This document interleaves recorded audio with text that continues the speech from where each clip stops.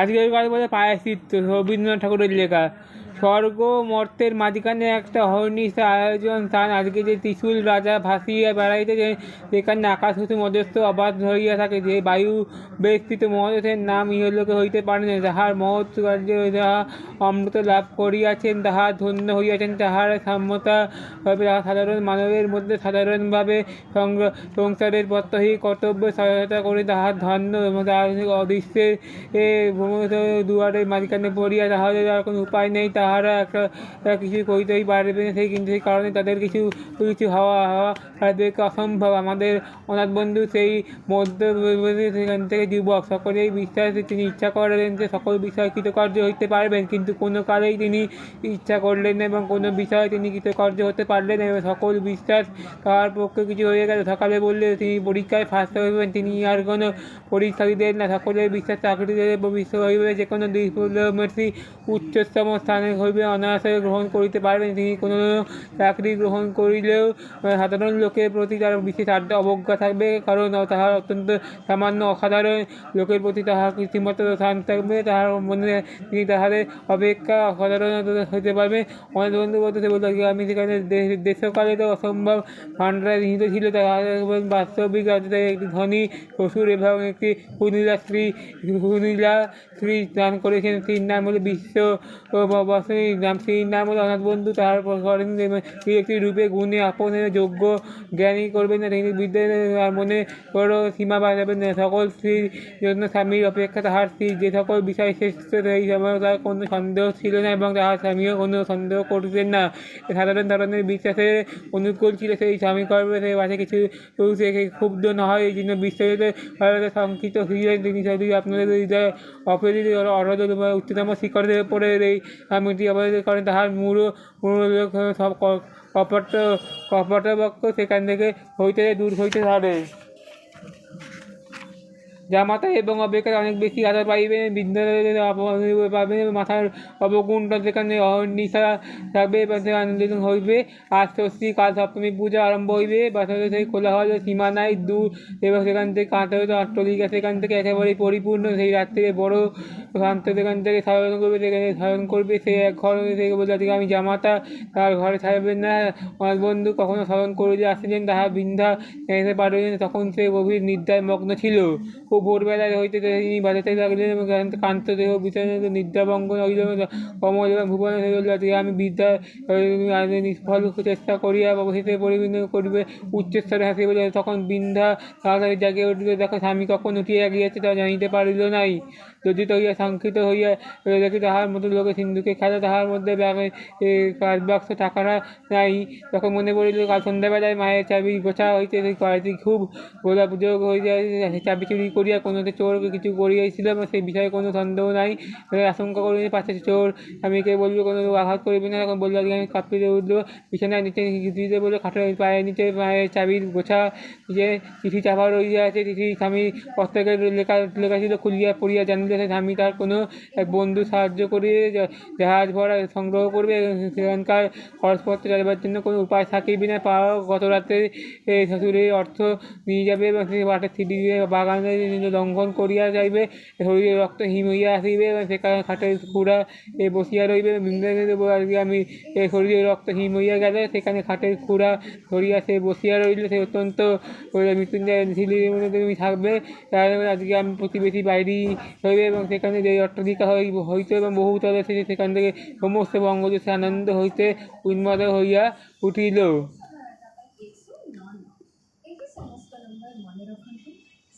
আজকের গল্প হলো একাদশ গল্প। পরদিন ভোরবেলা সিংহাসনে বসতে গেলেন। একাদশ পুরুষ বলে, মা আমার নাম হলো বিদ্যাধরী, আমার কথাটা শুনুন। তারপর সিংহাসনে বসুন। বিক্রমাদিত্য রাজত্ব কোনো কালে অন্যায় কিছু করতেন না। মন্দ লোকে সাজা পেতে এবং সৎ লোকের কাছে পুরস্কার পেতে। একবার বিক্রমাদিত্য রাজা ভ্রমণ করতে বেরোলেন। রাজ্যের পরে মন্ত্রীর ওপর ছেড়ে দিয়ে যোগীর বেশে বেরিয়ে পড়লেন। যেখানে কিছু আশ্চর্য জিনিস, সেখানে কিছুদিন থাকতে চান। এইভাবে আমি বেরোচ্ছেন।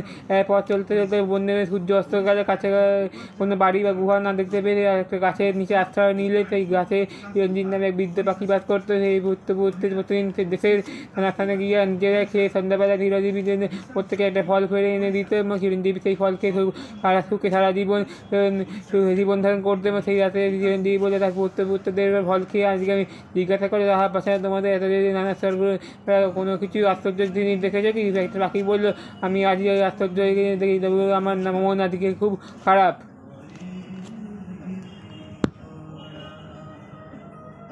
কুমার রায়ের ছাতার মালিক আর দের বিষয়ে মানুষ তাদের আড্ডা ছিল সেই গ্রামে ছড়িয়ে মাঠ ছড়িয়ে বনের ধারে ব্যাঙ ছাতার ঘরের তলায় বসে ছেলেবেলা তখন যাদের দাঁত ওঠেনি তখন তাদেরকে তারা দেখে তারা আদিকালে ব্যাঙের ছাতা, সে কোথাকার কোনো ব্যাঙ ছাতা ছিল সেই খবরও কেউ জানতো না, কিন্তু সবাই বলে ব্যাঙের ছাতা। সেই যে যত সব কিছু ছেলে দুষ্টু ছেলে রাত্রে যারা ঘুমোতে চায় না মায়ের মুখে ব্যাঙের ছাতার গান শুনতে শুনে তাদের চোখ বুঝে আসে, গলায় ব্যাঙ হবে গালতলা ছাতা নিয়ে যেতে পরে ব্যাঙ সেখান থেকে ছেড়ে ভাঙা ছাতা সবুজ রং জলস্তর ধারে সোনার ব্যাঙ, সেই আগান থেকে ছাতা মাথা বেরিয়ে যায় ব্যাঙ। যত কি আশ্চর্য ব্যাঙের ছাতা! আজকে কিন্তু তার ব্যাঙকে দেখা যায়নি, সেখানে মাঠের মধ্যে ঘাসের মধ্যে সবুজ গালিকা হরিণ দিয়ে ভূত মাথায় ডিঙিয়ে যায় এবং রঙও ব্যস্ত হয়ে পড়ে, বসতে চায়, বসে বসে আর উঠতে পারায় না।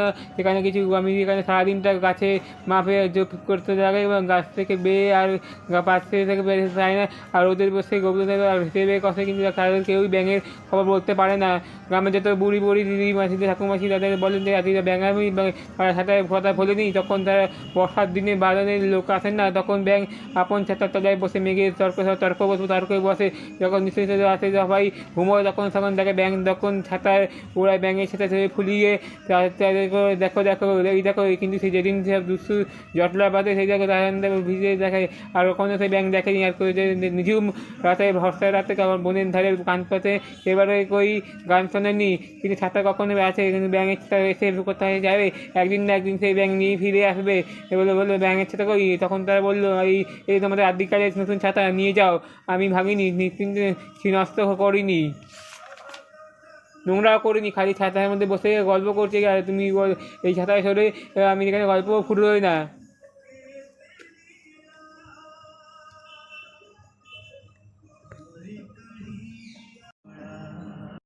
বাক্স শেষ গল্প ক্যাপ্টেন স্কটের মেরু অভিযানের বিশেষ দারুণ একটা লোম করা গল্প আজকেই শেষ করেছি।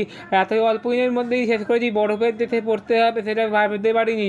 অবশ্য বরফের দেশ বলতে কেউ আবার নর্থ পোল বা সাউথ পোল ভেবে বসে নেয়, এসব আবার অন্য মামলার বা তদন্ত ব্যবস্থা সমাধান হতে পারে, সেটাকে কোনো দিনই যেতে হবে বলে আমার মনে হতো না। আমরা যেখানে গিয়েছিলাম সেটা আমাদের দেশের ভেতরে এমন সময়টা গিয়েছিলাম যখন সেটা বরফের দেশে, আর বরফের আকাশে সেই মহাতলে ভাসতে সে নিচে নেমে এসে মাটিতে পুরো হয়ে বলে বরফ রোদ্দুর চোখ ঝলসেও যায়। আবার সে বলতো মাটি থেকে মুঠো করে তুলে নিয়ে যায়।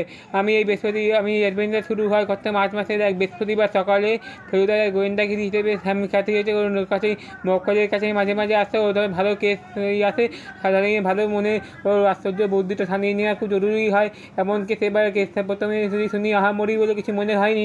ফেলুদার বোধ হয় একটা আশ্চর্য ক্ষমতা আছে, তারপরে সেটা কিসের জন্য জানি গন্ধ পেয়ে রাজিয়ে গেল। অবশ্য সেও যেতে পারে যে মক্কেলের ছেলে বেশ সম্রা লোক, সেও একটা ফেলুদা, হয়তো সেই ফেলুদাকে দাও মারার সুযোগ দিতে পারে। পরে ফেলুদাকে কথাটা জিজ্ঞাসা করতে কটমট করে আমার দিকে তাকিয়ে বসে আছেন।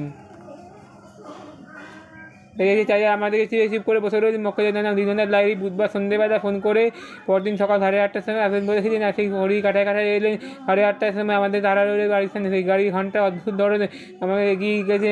ফেলুদা বললি সেটা আমার চাপা দিলাম, কিন্তু আদৌ লেখা আছে বেল বাজানোর পরে ভদ্রলোকের চোখ করে আর পেল্লাই গাড়ি এসে সেই ভদ্রলোকের নিজের চেহারা বেসে পড়ে নয়, টকটকে রঙের বয়স 55-এর কাছাকাছি, বরণে পিনপিনে ধুতিয়ে পাঞ্জাবি, গিলে করা পাঞ্জাবি আর একটা সাদা পাজামা তোয়ালে, এছাড়া হাতে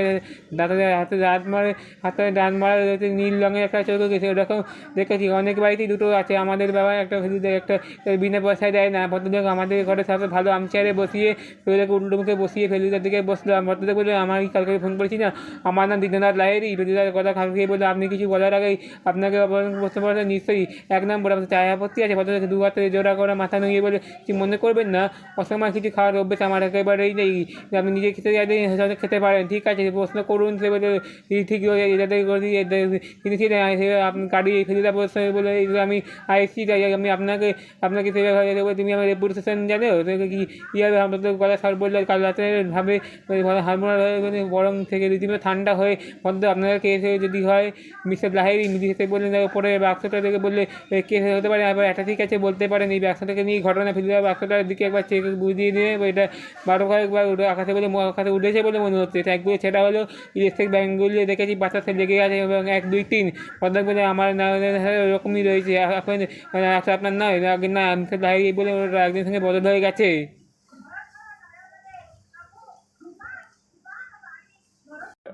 আজকের গল্প বলে প্রায়শ্চিত্ত, রবীন্দ্রনাথ ঠাকুরের লেখা। স্বর্গ মর্তের মাঝখানে একটা অহর্নিশ আয়োজন স্থান, আজকে যে ত্রিশূল রাজা ভাসিয়া বেড়াইতেছে, সেখানে আকাশ হতে মধ্যস্থ অবাধ হইয়া থাকে। যে বায়ু বেষ্টিত মহতের নাম ইহলোকে হইতে পারে না, যাহার মহৎ কার্যে যাহা অমৃত লাভ করিয়াছেন, তাহা ধন্য হইয়াছেন। তাহার সাম্যতা হবে সাধারণ মানবের মধ্যে সাধারণভাবে সংসারের প্রত্যহী কর্তব্য সহায়তা করে তাহার ধন্য এবং তাহার অদৃশ্যের দুয়ারের মাঝখানে পড়িয়া তাহাদের আর কোনো উপায় নেই, তাহারা একটা কিছু করিতেই পারবে না। কিন্তু সেই কারণে তাদের কিছু হওয়া তাদেরকে অসম্ভব। আমাদের অনাথ বন্ধু সেই মধ্য সেখান থেকে যুবক, সকলেই বিশ্বাস তিনি ইচ্ছা করলেন যে সকল বিষয় কৃতকার্য হইতে পারবেন, কিন্তু কোনো কালেই তিনি ইচ্ছা করলেন না এবং কোনো বিষয়ে তিনি কৃতকার্য হতে পারলেন না। সকল বিশ্বাস তাহার পক্ষে কিছু হয়ে গেল। সকালে বললে তিনি পরীক্ষায় ফার্স্ট হইবেন, তিনি আর কোনো পরীক্ষা দিলেন না। সকলের বিশ্বাস চাকরিতে ভবিষ্যৎ হইবে, যে কোনো ডিপ্লোমেসি উচ্চতম স্থানে হইবে, অনায়াসে গ্রহণ করিতে পারবেন। তিনি কোনো চাকরি গ্রহণ করিলেও সাধারণ লোকের প্রতি তার বিশেষ অবজ্ঞা থাকবে, কারণ তাহার অত্যন্ত সামান্য অসাধারণ লোকের প্রতি তাহার রীতিমতো স্থান থাকবে। তাহার মনে তিনি তাহাদের অপেক্ষা অসাধারণ হইতে পারবে। অনেক বন্ধু বলতে বলতে আমি সেখানে দেশকালে তো অসম্ভব ভাণ্ডারে নিহিত ছিল। তাহার বাস্তবিক একটি ধনী শ্বশুর এবং একটি সুনীলা স্ত্রী দান করেছেন। স্ত্রীর নাম হলো নাম, স্ত্রীর নাম হলো অনাথ বন্ধু। তাহার করেন একটি রূপে গুণে আপনের যোগ্য জ্ঞানী করবেন না, তিনি বিদ্যে আর মনে করো সীমা